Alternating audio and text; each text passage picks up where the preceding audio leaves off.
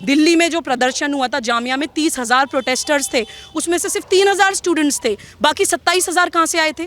बंगाल से और पता नहीं कहाँ कहाँ की स्टेट से वो आए थे। हम लोग अपनी स्टेट से, अपने घरों से, अपने ड्राइंग रूम से बाहर नहीं निकलते हैं। अगर हम सिर्फ सरकार से भी ये सवाल पूछ रहे हैं कि आप प्रेसिडेंट रूल क्यों नहीं लगाते हैं, आप राष्ट्रपति शासन क्यों नहीं लगा रहे हैं महाराष्ट्र में, तो हम अपने आप से भी ये सवाल पूछें कि हमारे देश में बेटियां जल रही हैं, हमारे देश में पत्रकार गिरफ्तार हो रहे हैं, हमारे देश में लोग मारे जा रहे हैं, कहीं पुजारी जल रहे हैं, कहीं साधु लिंच हो रहे हैं, कहीं मंदिर विध्वंस किए जा रहे हैं, कहीं देश के संविधान की धज्जियां उड़ाई जा रही हैं। हम लोग 1,000 लोग भी जमा क्यों नहीं हो पाते हैं?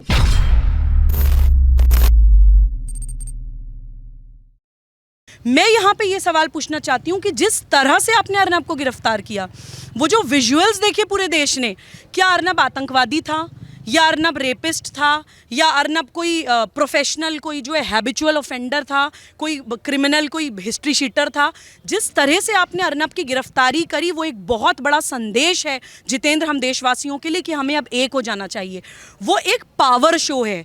वो अर्नब को धक्का नहीं दे रहे थे, वो अर्नब के साथ बदतमीजी नहीं कर रहे थे, वो 135 करोड़ लोगों को ये संदेश दे रहे थे कि जो भी साधुओं के लिए बोलेगा, जो भी हिंदुत्व के लिए बोलेगा, जो भी भारत के लिए बोलेगा, या जो भी विधर्मी राजनीतिक पार्टियों के खिलाफ बोलेगा, और जो हमारे देश के दामाद बने बैठे हैं, देश को दीमक खाने वाले लोग, जो भी उनके खिलाफ बोलेगा, उनका यही हाल होगा।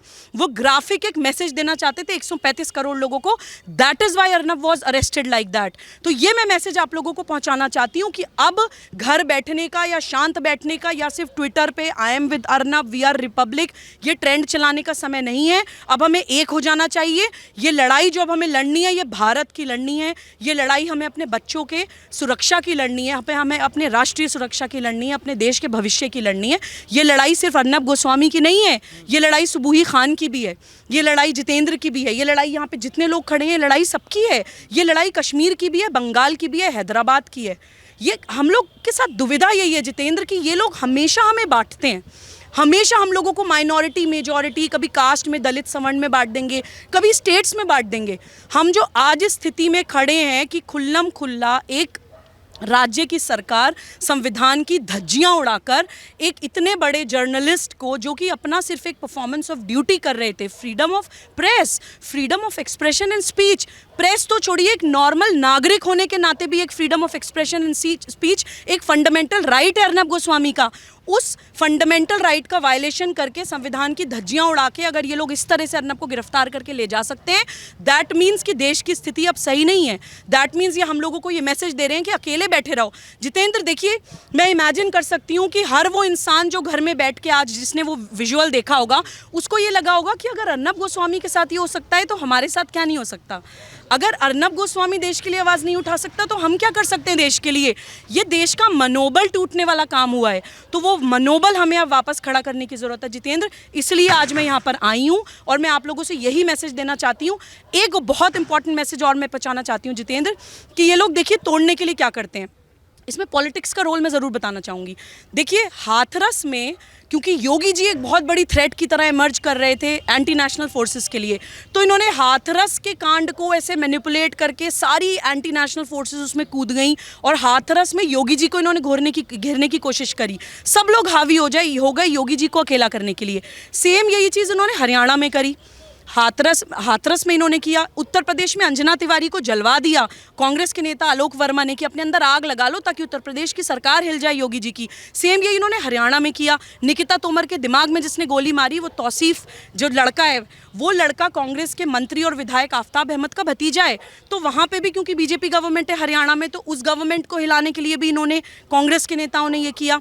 महाराष्ट्र में भी किस वजह से हो रहा है हम सब जानते हैं कि अर्नब ने एक बहुत बड़ी राष्ट्रवादी पार्टी की राजमाता की कुछ असलियत लोगों के सामने ले आए थे, तो वो उसको एक पर्सनल, एक ईगो अपना क्लैश लेकर चले गए हैं। That is why this is happening with Arnab. ये सब लोग जानते हैं, ये पूरा देश जानता है जितेंद्र। अभी भी ये कर रहे हैं। अभी अर्नब की गिरफ्तारी में भी ये समाज को, समाज सत्ता को, राज सत्ता को बांटने की कोशिश कर रहे हैं।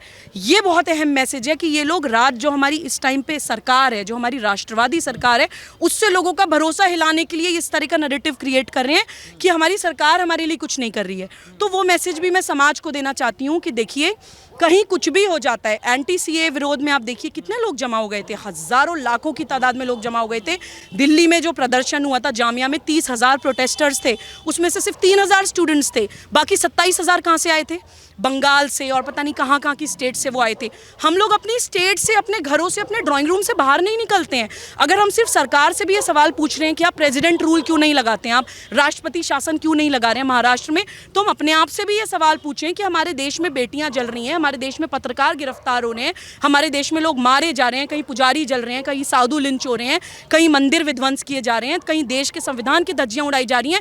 हम लोग 1,000 लोग भी जमा क्यों नहीं हो पाते हैं? ये सवाल हमें समाज को भी अपने आप से करना है। इसमें राज सत्ता का भी रोल होता है और समाज सत्ता का भी रोल होता है। एक मैसेज मैं और देना चाहती हूँ जितेंद्र, कि राष्ट्रपति शासन लगने की एक प्रोसेस होती है। राष्ट्रपति शासन या तो गवर्नमेंट की रिकमेंडेशन पे गवर्नर की रिकमेंडेशन पे प्रेसिडेंट लगाते हैं। महाराष्ट्र के गवर्नर रिकमेंडेशन दें हमारी केंद्र सरकार को तो वहाँ पे राष्ट्रपति शासन लग सकता है, या फिर प्रेसिडेंट डायरेक्टली भी अपने जो काउंसिल ऑफ मिनिस्टर्स होते हैं उनके एडवाइस पे राष्ट्रपति शासन लगा सकते हैं। लेकिन राष्ट्रपति शासन लगाने के लिए ये एक प्री रिक्विजिट, एक कंडीशन होती है कि हमारे कुछ कंडीशन हैं जो प्रूव होनी चाहिए कि हमारे देश के संविधान वहाँ पे फॉलो नहीं हो रहा है, संविधान के हिसाब से महाराष्ट्र सरकार काम नहीं कर रही है। वो एक केस से प्रूव नहीं हो सकता जितेंद्र, वो एक केस से प्रूव नहीं हो सकता कि हमारी सिक्योरिटी खतरे में है, कि वो सरकार हमारे कॉन्स्टिट्यूशन के खिलाफ जा रही है।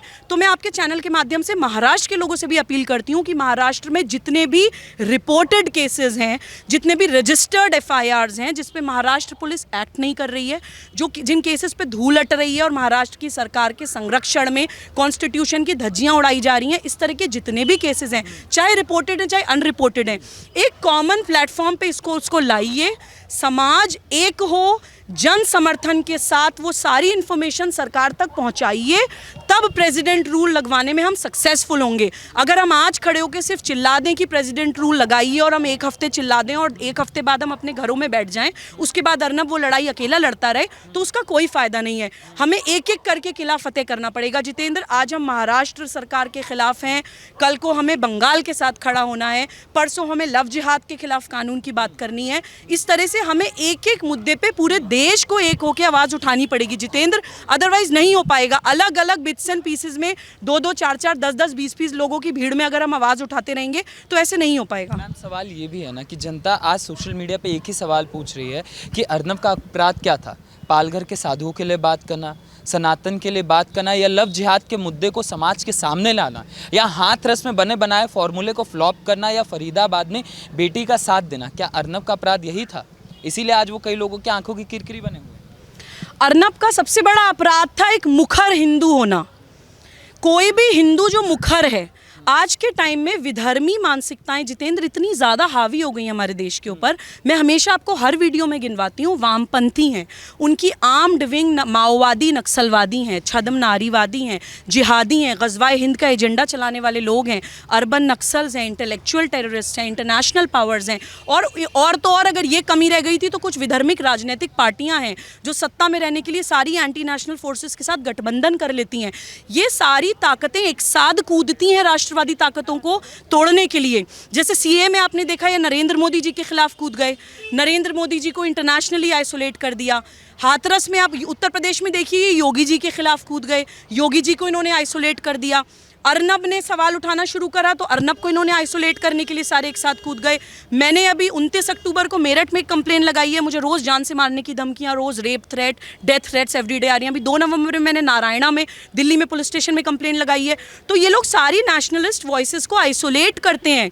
एक बार को मेरे मन में फ्रैक्शन ऑफ अ सेकंड के लिए जितेंद्र ये आया था कि क्या मेरा आज यहाँ पे आके खड़ा होना सेफ है, क्योंकि मुझे धमकियाँ मिल रही हैं। लेकिन फिर मैंने सोचा कि सेफ हो चाहे सेफ नहीं हो, कोई तो ऐसा सैचुरेशन पॉइंट आएगा जो हम लोगों को एक होना पड़ेगा। कोई तो ऐसा सैचुरेशन पॉइंट आएगा जहाँ पे हम ये सोचें कि नहीं, too much is too much and we are not going to tolerate this any more. मुझे लगता है कि वो वक्त देश का आ गया है। और एक मैसेज मैं ज़रूर पहुँचाना चाहती हूँ कि प्लीज़ इनके बांटने में मत आइएगा। ये लोग ऐसे ही डिवाइड एंड रूल की राजनीति करते हैं। हमें अपनी राष्ट्रवादी सरकार की ताकत बनना है, हमें प्रेसिडेंट रूल लगवाना है महाराष्ट्र में, लेकिन पूरी स्टैट्स के साथ, पूरे केसेस, पूरे डेटा के साथ सरकार की मदद करनी है, सरकार के बाजू बनना है और जन समर्थन सरकार को दिखाना है। हमें प्रदर्शन नहीं करना है, हमें समर्थन करना है, हमें अविश्वास नहीं दिखाना है, हमें विश्वास दिखाना है।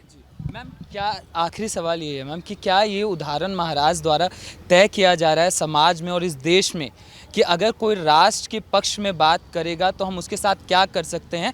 आप देख लीजिए, एक बहुत बड़े टीवी एडिटर जो हैं अर्नब गोस्वामी, जो उनके साथ किया गया, तो आम आदमी की क्या औकात है? क्या महाराष्ट्र सरकार यही दिखाना चाहती है कि आपकी कोई औकात नहीं है इस देश में? जितेंद्र, मैं I think my message is loud and clear. मैं बार बार ये रिपीट कर रही हूँ कि ये हम लोगों को डराना चाहते हैं, ये हम लोगों का मनोबल तोड़ना चाहते हैं, ये अपना शक्ति प्रदर्शन कर रहे हैं। This is nothing but a power show. ये सिर्फ और सिर्फ देशवासियों तक ये मैसेज पहुंचाया गया है कि तुम लोगों ने अगर आवाज़ उठाई तो तुम्हारा वही हाल हुआ होगा जो अर्नब गोस्वामी का हुआ है।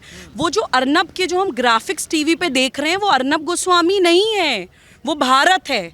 मैं सिर्फ ये आप लोगों तक मैसेज पहुंचाने के लिए आज यहाँ पर जंतर मंतर पर खड़ी हूँ कि जाग जाइए, सरकार के साथ खड़े रहिए, अपना जन समर्थन दिखाइए और बटिए मत। क्योंकि अब अगर हम बटे या आगे भी अगर हम बटे तो मुझे नहीं लगता कि अकेले नरेंद्र मोदी जी या उत्तर प्रदेश में अकेले योगी जी या रिपब्लिक भारत का अकेला अर्नब गोस्वामी हम लोगों के लिए कुछ कर पाएगा। मुझे लगता है कि हम लोगों को अब एक होने का टाइम आ गया है जितेंद्र। और मैंने इसी हाथरस कांड के बाद मैं एक और मैसेज पहुंचाना चाहती हूँ। जो लोग मुझे सोशल मीडिया पे फॉलो करते हैं शायद वो जानते हैं, हाथरस कांड के बाद मैंने एक राष्ट्र जागरण अभियान की लॉन्चिंग की है, जिसमें कि मैंने लोगों से ये आह्वान किया है कि पूरे भारत में कहीं भी कुछ भारत विरोधी केस हो उसमें सब लोग एकजुट होकर आवाज़ उठाएं। कोई इंसान अकेला ना पड़े, कोई अंजना तिवारी लखनऊ में अकेले ना जले, कोई निकिता तोमर के गोली हरियाणा में अकेले ना लगे, कोई अर्नब गोस्वामी महाराष्ट्र में अकेले गिरफ्तार ना हो जाए। तो ये चीज़ ना हो, इसके लिए राष्ट्र जागरण अभियान की मैंने लॉन्चिंग करी है, जिसमें हम सारी देश विरोधी ताकतों को एक्सपोज करेंगे लोगों के सामने और लोगों का मनोबल बढ़ाने का काम करेंगे। हम लोग एक होके काम करेंगे, अकेले होके काम नहीं करेंगे। अगर मुझे परमिशन मिल जाती है तो मैं अगले 2 दिन में जंतर मंतर में ही एक संकल्प सभा का आयोजन करूंगी राष्ट्र जागरण अभियान के नाम से, जिसमें कि हमारे प्रमुख मुद्दे यही होंगे कि हमारे देश को तोड़ा जा रहा है, हम लोगों को एक होना है। वहां पे हम एक होके अपनी आवाज़ को कंसोलिडेटेड रूप में एक स्ट्रेंथ के साथ, ताकत के साथ सरकार तक पहुंचाएंगे और देश विरोधी ताकतों को दिखाएंगे कि ना अब हम अकेले हैं और ना अब हम बटे हैं।